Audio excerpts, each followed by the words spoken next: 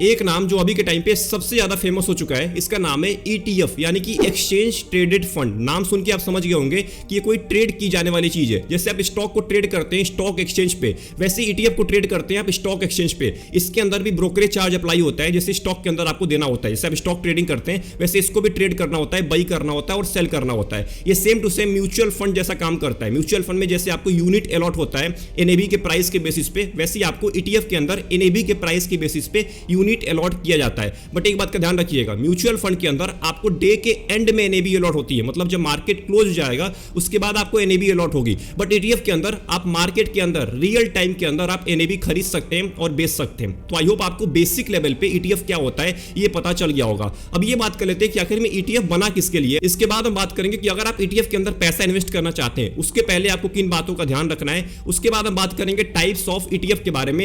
And आखिरी में हम बात करने वाले वो कौन से 5 ETF हैं जो आपको अभी के टाइम पे, जिसके अंदर आपको पैसा इन्वेस्ट करने के बारे में सोचना चाहिए, जिसके अंदर अगर आप अगले 20 साल के लिए 30 साल के लिए भी पैसा इन्वेस्ट करते हैं तो आपका पैसा बहुत तेजी के साथ, जैसे जैसे इंडेक्स ग्रो करेगा, जैसे जैसे गोल्ड का प्राइस ग्रो करेगा, वैसे वैसे वो ETF भी ग्रो करने वाला है। तो पूरे वीडियो को ध्यान से वॉच करिएगा, ये वीडियो आपके लिए बहुत ज्यादा इंपॉर्टेंट है अगर आप एक ETF के इन्वेस्टर हैं या ETF में इन्वेस्ट करने के बारे में सोच रहे हैं।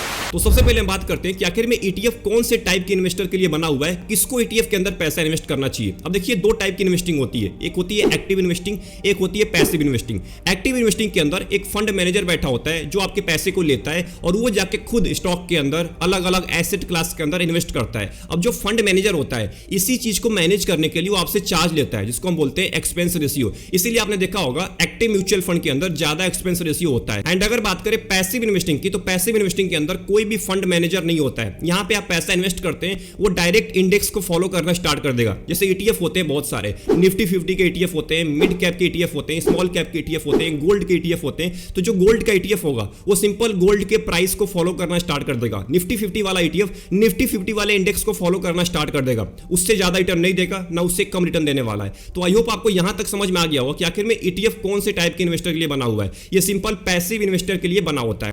अब बात करते हैं कि अगर आप ETF के अंदर पैसा इन्वेस्ट करने के बारे में सोच रहे हैं तो आपको किन बातों को ध्यान रखना है, कौन चीज आपको जरूर गौर करनी है अपने ETF के अंदर। सबसे पहली चीज, अगर आप किसी भी ETF को खरीदने के लिए जा रहे हैं उसके पहले उसके लिक्विडिटी को जरूर चेक करिए, मतलब कि उसका लिक्विडिटी बहुत ज्यादा हाई होना चाहिए। अगर आप खरीदने के लिए जा रहे हैं और सामने कोई सेलर बैठा ही नहीं है तो आप कभी भी बाय नहीं कर पाएंगे। अगर आप बेचने के लिए जा रहे हैं और सामने कोई बायर नहीं बैठा हुआ है तो आप कभी भी उसको बेच नहीं पाएंगे। तो एक बात का ध्यान रखिएगा, अगर लिक्विडिटी कम है तो उस ETF से आप दूर रहिए। दूसरी चीज, आपको एक्सपेंस रेशियो जरूर देखना है किसी भी ETF के अंदर पैसा इन्वेस्ट करने से पहले, क्योंकि यहां पे पैसिव इन्वेस्टिंग होता है, मैंने शुरू में ही बता दिया है। और पैसिव इन्वेस्टिंग के अंदर कोई भी फंड मैनेजर नहीं होता है, इसीलिए आपको यहां पे कम एक्सपेंस रेशियो देना होता है, बहुत ही कम होता है, 0.07% का या 0.1% का, इतना ही आपको एक्सपेंस रेशियो ज्यादा देना पड़ता है। अगर इससे ज्यादा एक्सपेंस रेशियो है, अगर ज्यादा दिख रहा है कि एक्सपेंस रेशियो ज्यादा चार्ज कर रहा है तो आप उस ETF से दूर रहिए। तीसरी चीज और आखिरी चीज आपको गौर करनी है किसी भी ETF के अंदर पैसा इन्वेस्ट करने से पहले, उसके ट्रैकिंग एरर को। मतलब कि अगर आपका ETF किसी भी इंडेक्स को फॉलो करता है, निफ्टी 50 या मिड कैप हो गया या गोल्ड हो गया, उसमें थोड़ा सा ट्रैकिंग एरर होता है, मतलब कि रिटर्न के अंदर थोड़ा सा फर्क आपको देखने को मिलेगा। अगर निफ्टी 50 आपको 10% का रिटर्न दे रहा है तो हो सकता है कि आपका ETF आपको 9.5% का रिटर्न दे रहा हो या 10% से थोड़ा सा ज्यादा रिटर्न दे रहा हो। मतलब ये ट्रैकिंग एरर ज्यादा नहीं होना चाहिए, कम से कम होना चाहिए। मतलब कि ट्रैकिंग एरर तो होता ही होता है, बट ये ट्रैकिंग एरर ज्यादा नहीं होना चाहिए ETF और उसके इंडेक्स को, मतलब कि जिसको फॉलो करता है उसके बीच में ज्यादा गैप नहीं होना चाहिए उसके रिटर्न के बीच में। तो आई होप आपको ये समझ में आ गया होगा कि ETF के अंदर पैसा इन्वेस्ट करने से पहले आपको कौन से वो 3 चीजों को ध्यान रखना है।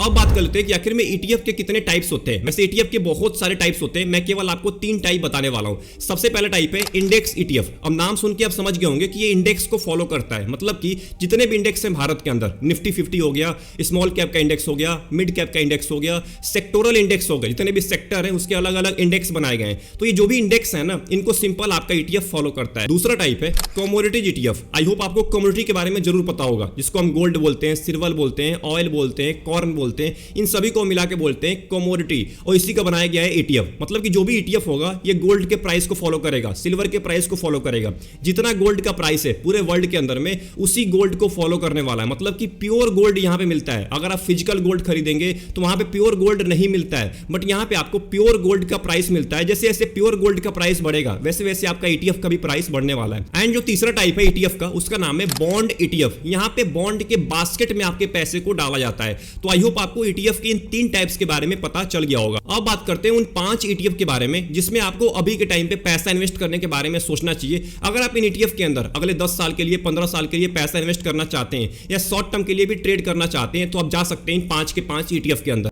तो सबसे पहला जो हमारा ETF है वो मिड कैप 150 का ETF होने वाला है, मतलब कि वो मिड कैप 150 का जो इंडेक्स है उसको सिंपल फॉलो करने वाला है। तो इसका नाम है Nippon India ETF Nifty mid cap 150। तो अगर बात करें Nippon India ETF Nifty mid cap 150 की, तो अभी के टाइम पे इसका NAV चल रहा है 213 रुपए का। अभी के टाइम पे इसका जो फंड साइज है वो लगभग 1771 करोड़ का है एंड एक्सपेंस रेशियो अभी के टाइम पे 0.21% का है। वहीं कैटेगरी एवरेज का देखिए यहाँ ध्यान से 0.5% का है। रिस्क इसमें बहुत ज्यादा रहेगा, तो अगर आप एक एग्रेसिव इन्वेस्टर हैं तभी आप इस ETF को चूज करिएगा। एंड अगर इस ETF के रिटर्न के बारे में बात करें तो पिछले 1 साल के अंदर में लगभग 36% का रिटर्न दिया है, 2 साल में 32% का एंड 5 साल के अंदर में 28% का रिटर्न मिला है। बेंचमार्क का भी लगभग 28% का ही रिटर्न है। बट यहाँ पे सबसे मोस्ट इंपॉर्टेंट चीज देखने वाली है रिस्क रेशियो। यहाँ पे देखिए स्टैंडर्ड डेविएशन और बीटा कितना ज्यादा है, लगभग 15 से भी ज्यादा स्टैंडर्ड डेविएशन। इसका मतलब आपको फ्यूचर के अंदर में वोलेटिलिटी का सामना करने को मिल सकता है। बीटा भी लगभग 1 का है, इसका मतलब कैटेगरी एवरेज के मुकाबले में आपको ज्यादा वोलेटिलिटी दिख सकती है फ्यूचर के अंदर में। शार्प रेशियो अच्छा खासा है, शार्प रेशियो इसके कैटेगरी एवरेज के मुकाबले ज्यादा है,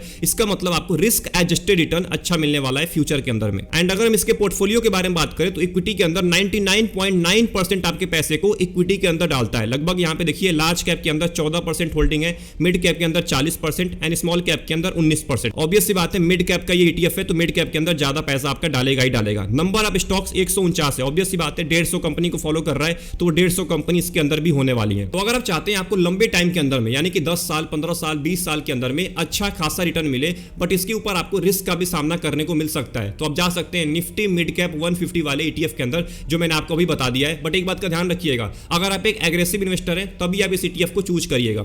अब बात करते हैं निफ्टी 50 वाले ETF के बारे में। इसमें वही पर्सन इन्वेस्ट करेगा जिसको ज्यादा रिस्क नहीं लेना है, जिसको लंबे टाइम के अंदर में रिटर्न तो चाहिए 12 से लेकर 13% का, बट वो पर्सन ज्यादा रिस्क नहीं लेना चाहता है। तो आपके लिए बना हुआ है निफ्टी 50 बीज। मैंने यहाँ पे निप्पॉन इंडिया के ETF को लिया है जो निफ्टी 50 को फॉलो करेगा। इसका अभी के टाइम पे NAV लगभग 269 रुपए की चल रही है, फंड साइज लगभग 34,000 करोड़ से ज्यादा का है, एक्सपेंस रेशियो केवल 0.04% का है। एंड अगर बात करें ETF के रिटर्न की तो पिछले 1 साल के अंदर में ऑब्वियस सी बात है निफ्टी 50 का इतना रिटर्न रहेगा उतना ये भी आपको ETF देने वाला है। 2 साल के अंदर में लगभग आपको 15% का रिटर्न मिला है, 5 साल के अंदर में 16% का एंड 2001 से लेकर अभी तक इस ETF ने आपको 16% का रिटर्न दिया है। वहीं निफ्टी 50 ने केवल आपको 12.5% का ही रिटर्न दिया है। अगर हम इस ETF के रिस्क रेशियो के बारे में बात करें तो स्टैंडर्ड डेविएशन और बीटा दोनों बहुत ज्यादा है, तो इसका मतलब आपको फ्यूचर के अंदर में ज्यादा वोलेटिलिटी का सामना करने को मिल सकता है। शार्प रेशियो अच्छा खासा है, कैटेगरी एवरेज के लगभग बराबर है, उससे थोड़ा सा ज्यादा है, इसका मतलब फ्यूचर के अंदर में आपको अच्छा रिस्क एडजस्टेड रिटर्न मिलने वाला है इस ETF के द्वारा। एंड आखिरी में अगर हम इसके पोर्टफोलियो के बारे में बात करें तो ऑब्वियस सी बात है वो टॉप 50 कंपनी होने वाली है, जो भारत की टॉप 50 कंपनी है। लगभग 99.89% आपके पैसे को इक्विटी में डाला जाएगा,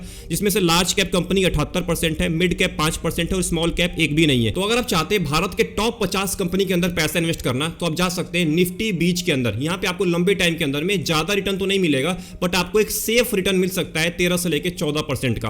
अब बात करते हैं स्मॉल कैप के बारे में, क्योंकि स्मॉल कैप के अंदर आज के टाइम में बहुत सारे लोग पैसा इन्वेस्ट कर रहे हैं। तो अब बात करने वाले स्मॉल कैप 250 वाले ETF के बारे में। तो मैंने यहाँ पे HDFC के निफ्टी स्मॉल कैप 250 ETF को लिया है। ये ETF अभी जल्दी ही स्टार्ट हुआ है। जो स्मॉल कैप के ETF है ये अभी जल्दी ही स्टार्ट हुए, ज्यादा पुराने ETF नहीं हुए, तो पैसा इन्वेस्ट करने से पहले 10 बार जरूर सोचिएगा। NAV अभी के टाइम पे 174 रुपए, फंड साइज केवल 529 करोड़ है, एक्सपेंस रेशियो 0.2% का है। रिस्क इसमें बहुत ज्यादा होने वाला है, तो अगर आप एक एग्रेसिव इन्वेस्टर हैं तभी आप इस ETF को चूज करिएगा। अगर बात करें इस ETF के रिटर्न के बारे में तो पिछले 1 साल के अंदर में लगभग आपको 38% का रिटर्न मिला है और निफ्टी स्मॉल कैप 250 जो कि इसका बेंचमार्क है इसने लगभग 39% का रिटर्न दिया है। ये थोड़ा सा आपको ट्रैकिंग एरर देखने को मिल सकता है, कैटेगरी एवरेज ने केवल आपको 26% का ही रिटर्न दिया है। एंड अगर हम इस ETF के पोर्टफोलियो के बारे में बात करें तो इक्विटी के अंदर लगभग आपका 99.83% पैसा आपका इक्विटी के अंदर डाला जाएगा। नंबर ऑफ स्टॉक्स 250 है, ऑब्वियस सी बात है वो 250 कंपनी होने वाली है जो स्मॉल कैप की होती है। लार्ज कैप के अंदर केवल 1% पैसा है, मिड कैप के अंदर लगभग 15.5% एंड स्मॉल कैप यहाँ पे देखिए लगभग 55.5 लगभग 56% आपके पैसे को स्मॉल कैप कंपनीज में डाला जाएगा।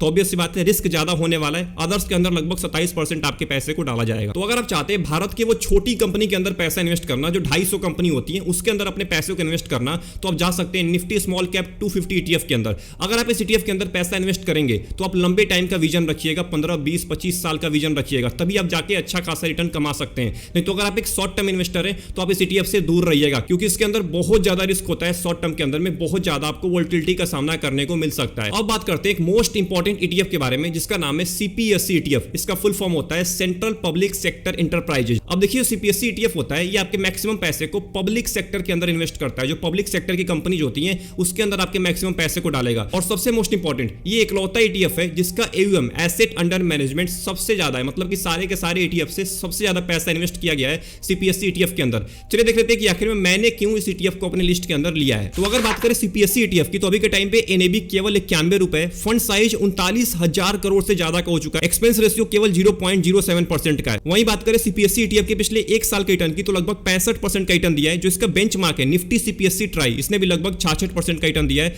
2 साल में 54% का रिटर्न है, 5 साल के अंदर में 30% का रिटर्न है। एंड अगर बात करें 2014 से लेकर अभी तक, तो लगभग 17% का रिटर्न दिया है ये भी और इसके बेंचमार्क ने भी। एंड अगर CPSE ETF के रिस्क रेशियो के बारे में बात करें तो बहुत ज्यादा स्टैंडर्ड डेविएशन है, लगभग 22 का है। सोचिए 22 का स्टैंडर्ड डेविएशन आपने कहीं भी किसी भी म्यूचुअल फंड का, किसी भी ETF का नहीं देखा होगा। इसका स्टैंडर्ड डेविएशन बहुत ज्यादा है। तो एक बात का ध्यान रखिएगा, इसमें आपको बहुत ज्यादा वोलेटिलिटी देखने को मिल सकती है फ्यूचर के अंदर में। बीटा भी इसका ज्यादा है। शार्प रेशियो की बात करें तो शार्प रेशियो बहुत ही अच्छा खासा है, 1.51 का है। भले ही इस ETF के अंदर आपको ज्यादा वोलेटिलिटी का सामना करने को मिले, बट आपको रिटर्न भी अच्छा खासा मिलने वाला है लंबे टाइम के अंदर में। तो अगर आप चाहते हैं लंबे टाइम के अंदर में एक अच्छा रिटर्न लेना, लगभग 16 से लेकर 17% का, तो आप आ सकते हैं CPSE ETF के अंदर, क्योंकि पिछले 10 साल के अंदर में इस ETF ने आपको लगभग 17% का रिटर्न दिया है। बट एक बात का ध्यान रखिएगा, इसका स्टैंडर्ड डेविएशन बहुत ज्यादा है, तो शॉर्ट टर्म के अंदर में आपको वोलेटिलिटी ज्यादा देखने को मिल सकता है। तो अगर आप एक रिस्की इन्वेस्टर नहीं है तो इस ETF से आप कोसों दूर रहिएगा। आप जा सकते हैं इंडेक्स ETF के अंदर। CPSE ETF के अंदर आप तभी आइएगा जब आप एक हाई रिस्क इन्वेस्टर हो। अब बात कर लेते हैं अपने आखिरी ETF के बारे में, जो कि एक और मोस्ट इंपॉर्टेंट ETF होने वाला है, जिसका नाम है गोल्ड ETF। अब देखिए सिंपल, यहाँ पे गोल्ड के प्राइस को ये ETF फॉलो करने वाला है। यहाँ पे स्टॉक मार्केट से कोई लेना देना नहीं होने वाला है। अभी तक जो मैंने आपको ETF बताया, चारों के चारों ETF